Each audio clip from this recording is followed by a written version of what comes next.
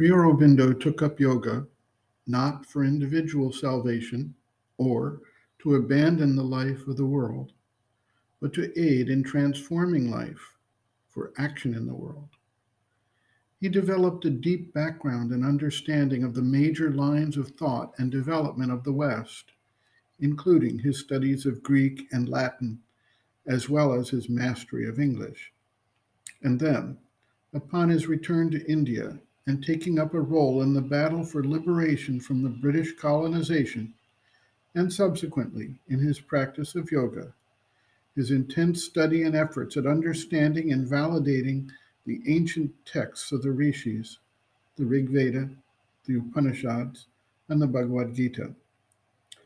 Out of this basis of understanding, coupled with an intense practice of sadhana, evolved the integral yoga. Integral yoga was not intended to set forth a specific and rigid set of practices for everyone to follow. Rather, it was developed to understand the specific needs of each individual at each stage of development and to employ those methods and practices that would best aid in the further progress for the individual seeker. It also was not targeted at abandoning life.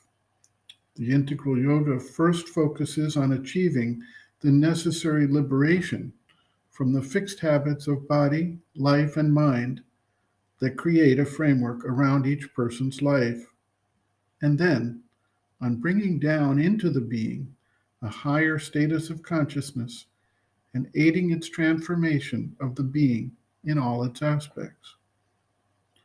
The eventual objective of the integral yoga was to provide conscious support to the natural process of evolution of consciousness, and thereby speed up its advent.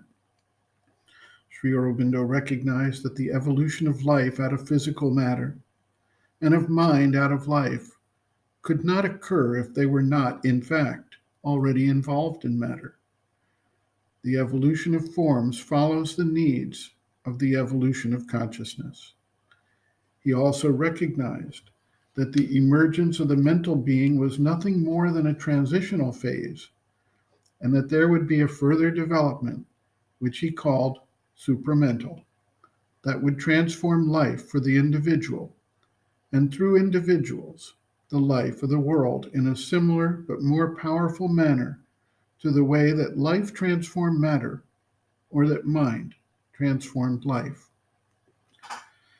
Humanity has taken the mental evolution to such an extent that it has now become an obstacle and has resulted in an evolutionary crisis that threatens all of human existence on the planet.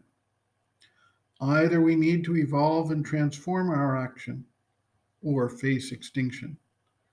It is one of the principles of nature that in preparation for a needed evolutionary leap, a crisis ensues which requires successfully transitioning to the next phase in order to solve the riddle of existence. The evolutionary crisis clearly puts a sense of urgency to the manifestation of this next phase of consciousness. The evolution and manifestation of the supramental consciousness is not dependent upon any particular creed, cult, religion, philosophy, scientific standpoint, cultural background, race, gender, or economic outlook.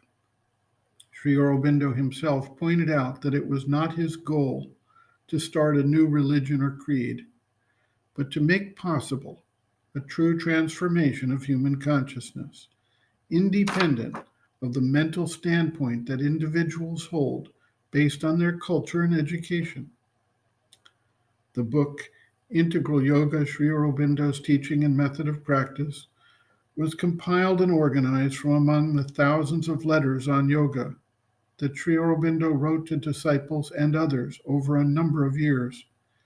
It outlines his philosophical outlook, the background and basis of the integral yoga, and delves into a vast array of details which aid the sincere seeker in understanding the inner workings of consciousness and helps the seeker to work through the difficulties, obstacles, and resistances of nature to truly bring about a transformation of consciousness in all parts of his being. Sri Aurobindo, Integral Yoga, Sri Aurobindo's Teaching and Method of Practice, Summary and Conclusions.